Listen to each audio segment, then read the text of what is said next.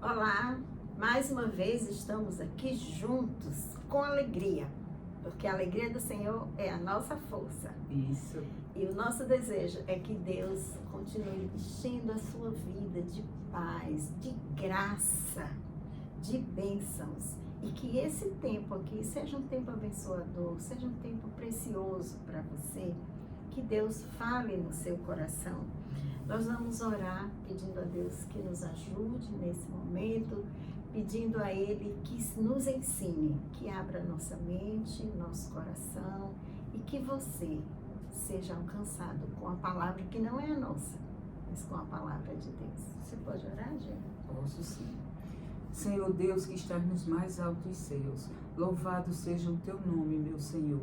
Obrigada por esse momento que vamos vivenciar agora, no início desta semana, com o estudo da tua palavra. Abençoa, meu Senhor, tudo que vai ser dito.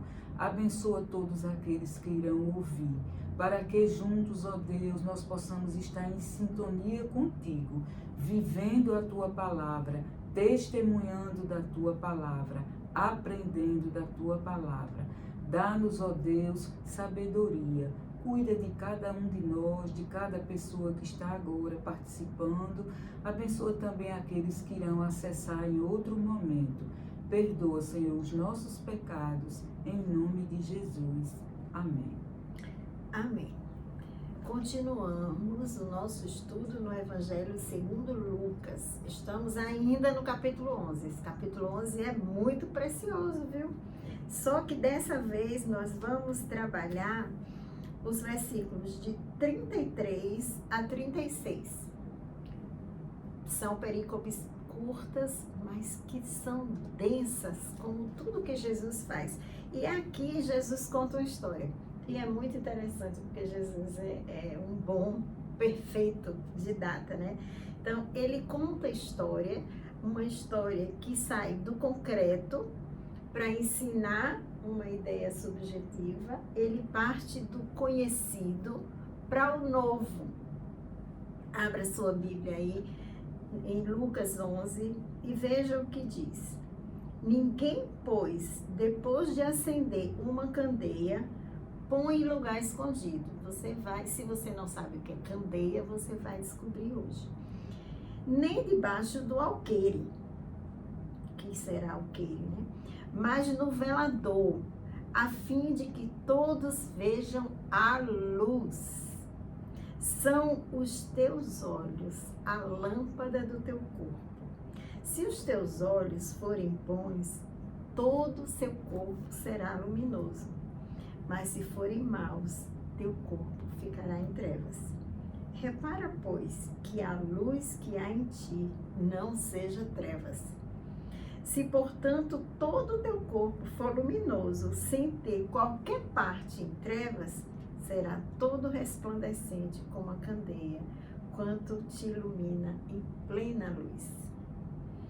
O que será que Jesus está querendo ensinar com essa história? Vamos começar explorando a imagem, né? Vamos começar explorando a imagem. Conforme a professora França Cléia disse, Jesus, ele escolheu uma figura que era conhecida daquela região dos tempos bíblicos. De fato, talvez hoje o adolescente, muitas pessoas não saibam o que é uma candeia, mas nada mais é do que vamos trazer para a nossa realidade, um candeeiro. Certo? Um candeeiro, um objeto que tem um bojo, tipo uma torrezinha, um caninho com um pavio e que ele suga a gasolina ou o querosene, o combustível que está embaixo. Era o azeite. Era o azeite, né?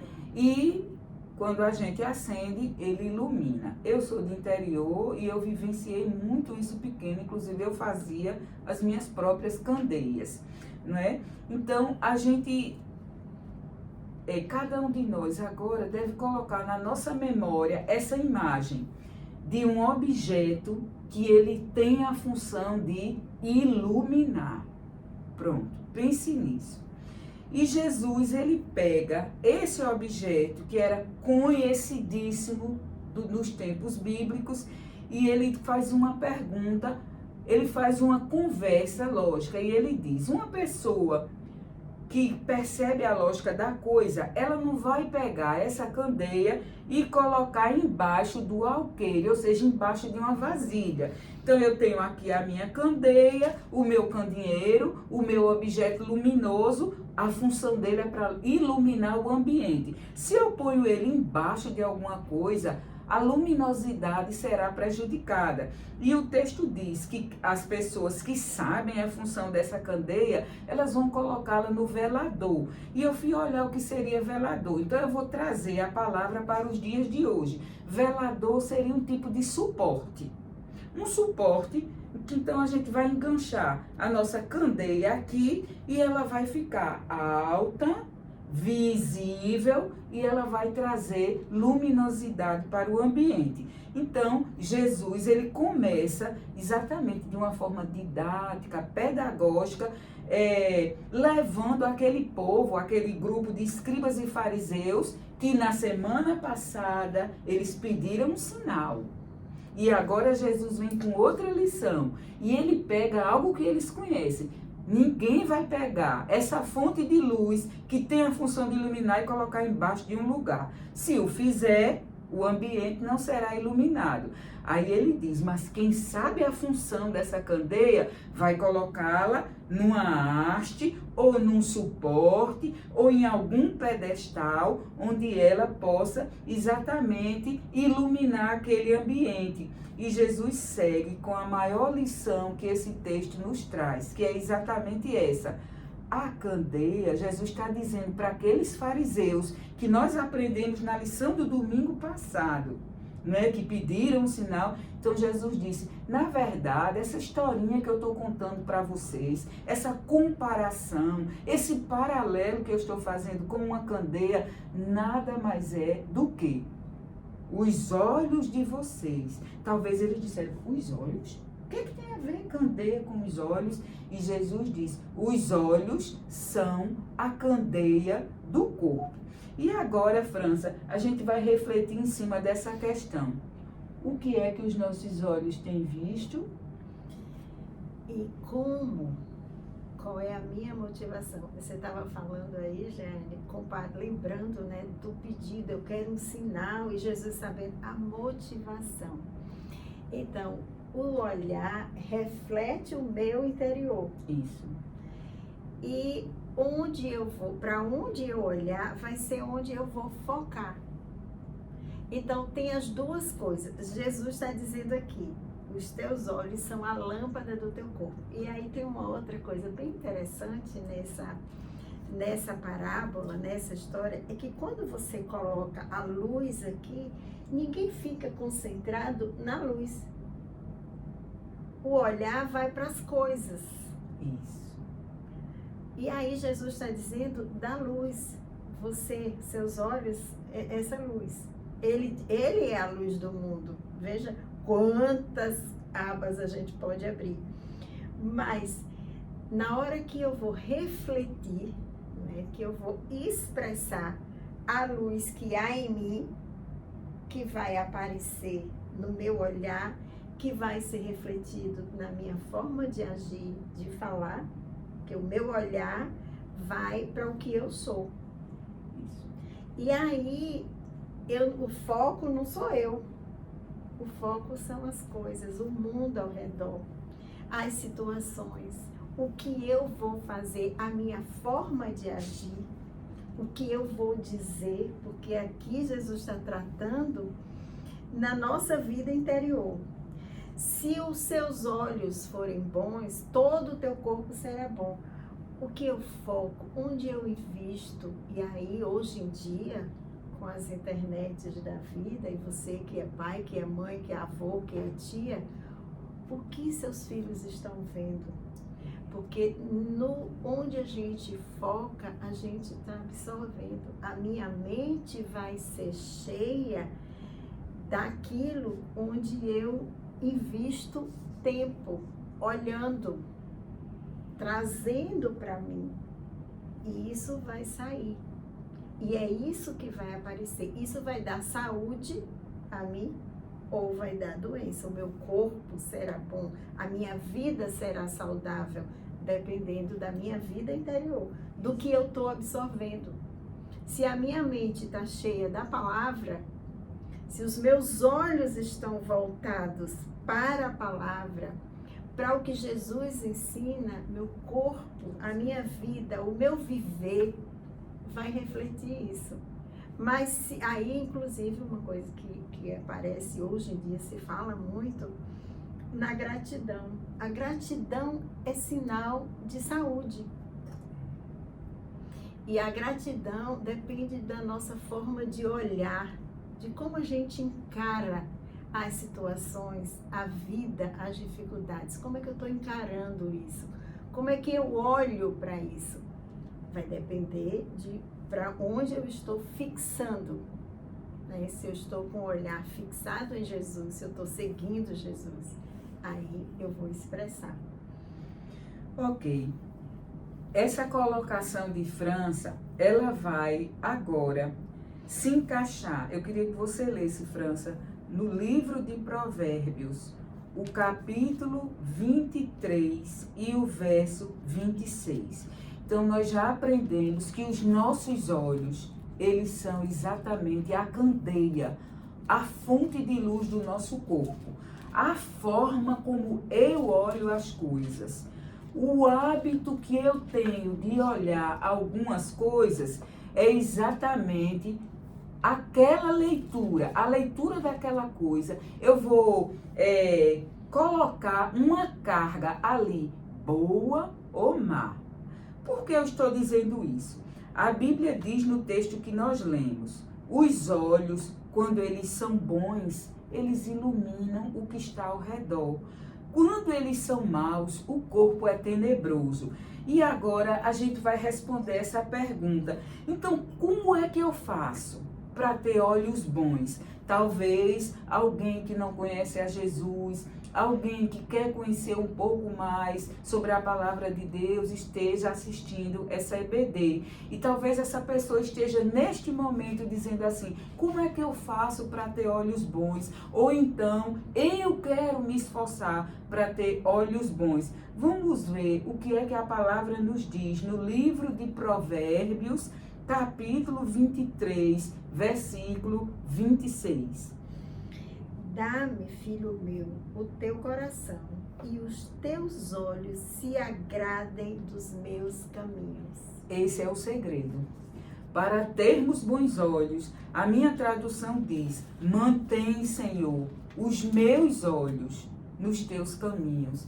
França Cléa falou agora há pouco, às vezes nós nos descuidamos, olhamos coisas que não vai agregar nenhum valor à nossa vida, deixamos que os nossos filhos olhem, nossos netos, sobrinhos e tal, e aquilo passa assim como se fosse algo natural. Ah, mas é uma bobagem só, isso aí não vai influenciar nada não, mas influencia sim. A Bíblia está dizendo que os olhos são a candeia do corpo.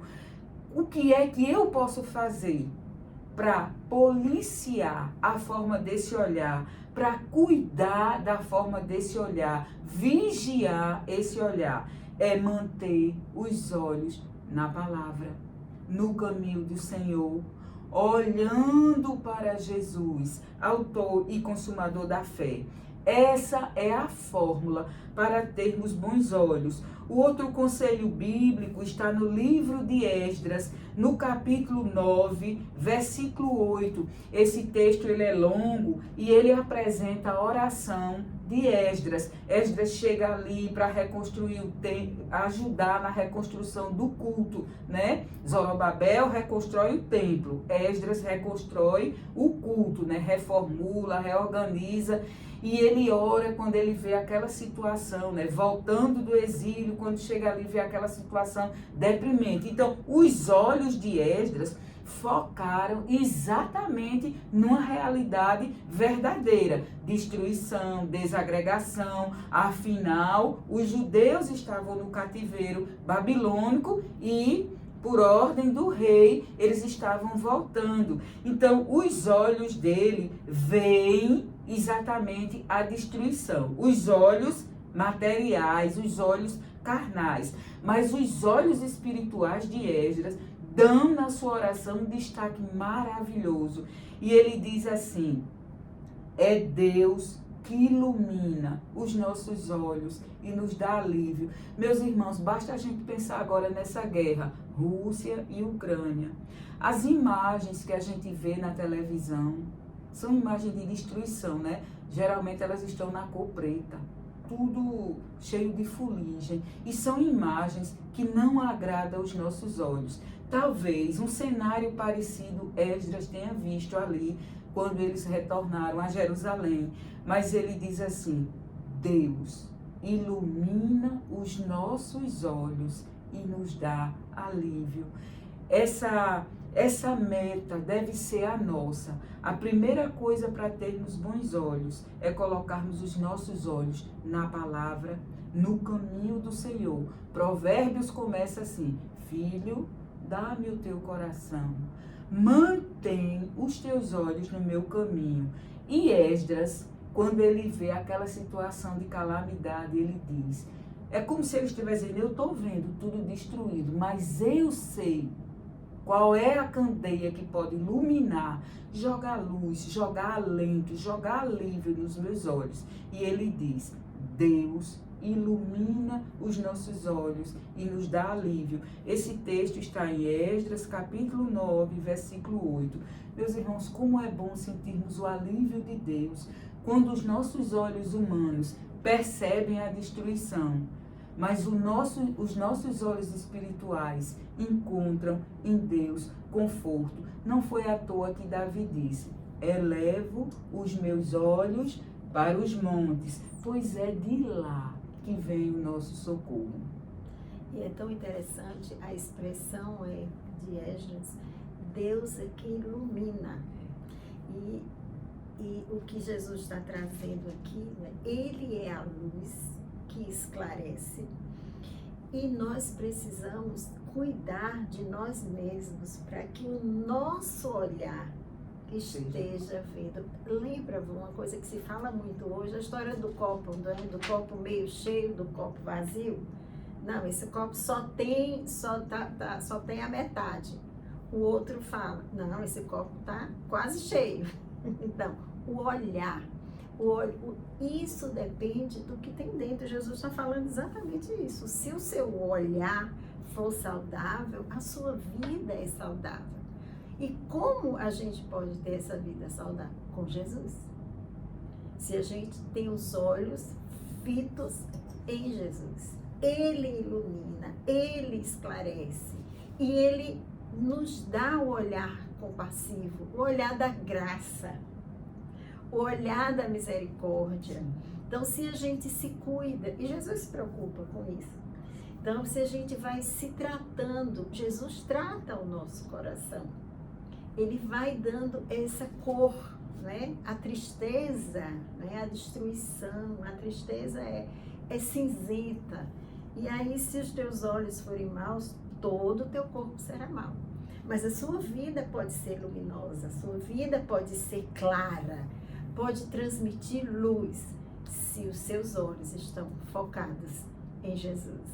Certo.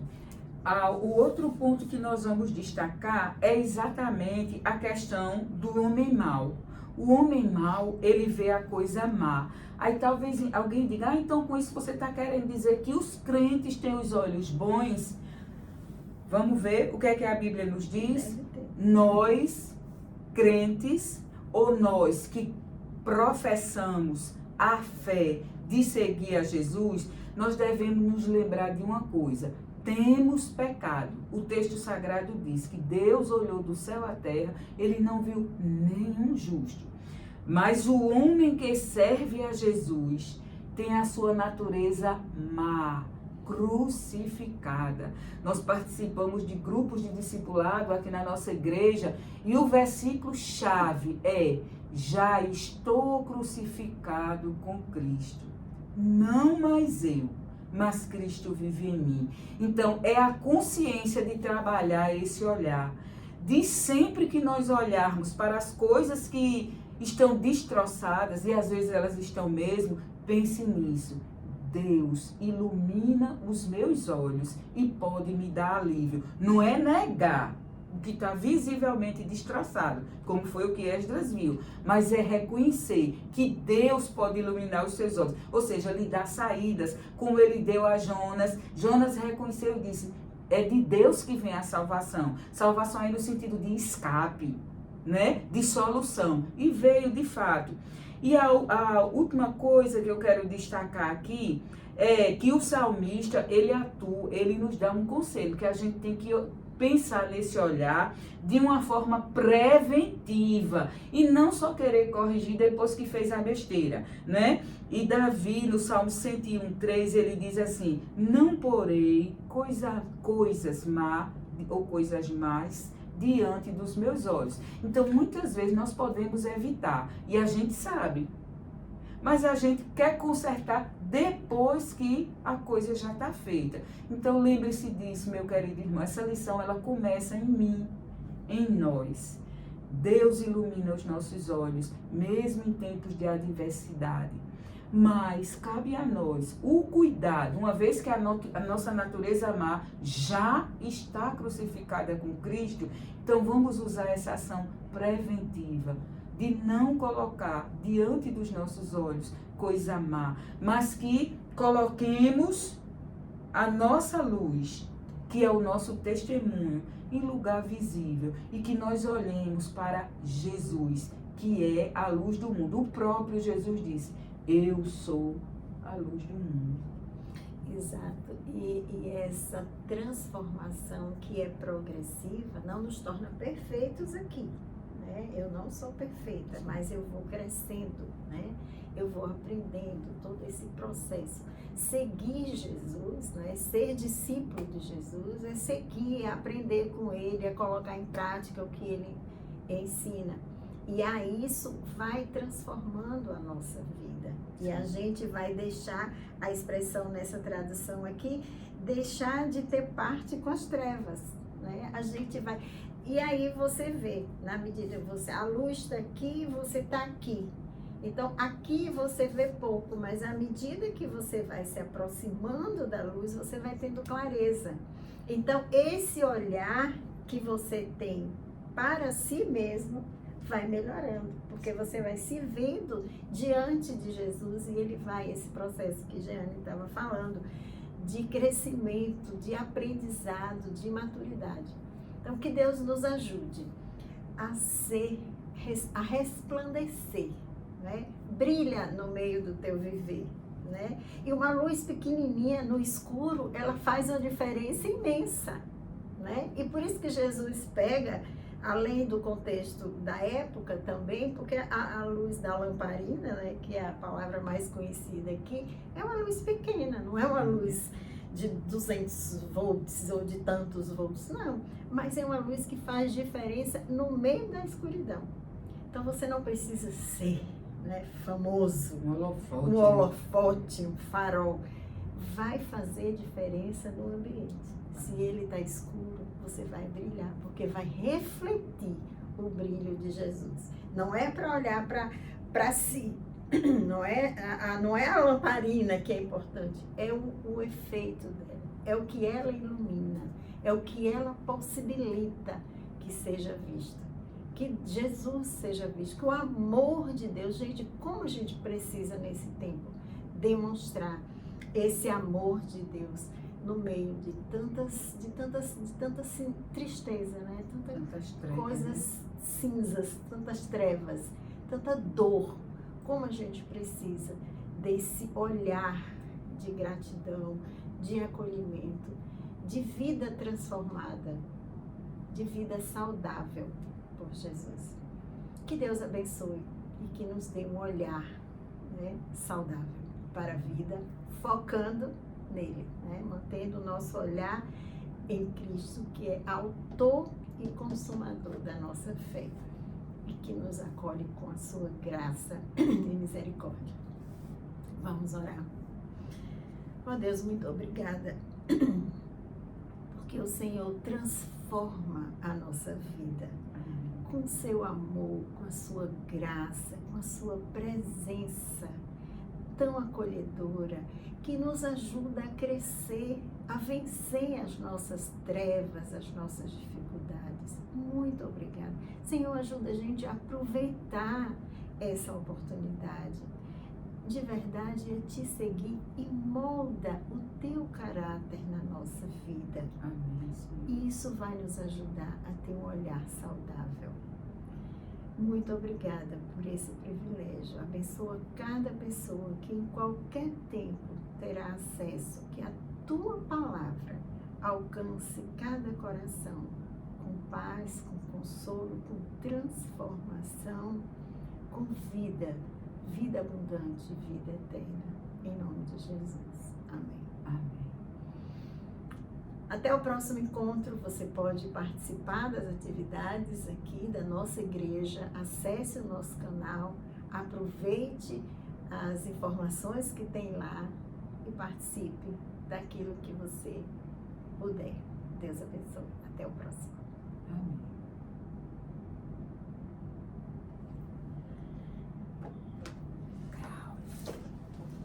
Ai, deixa eu dar uma pausa.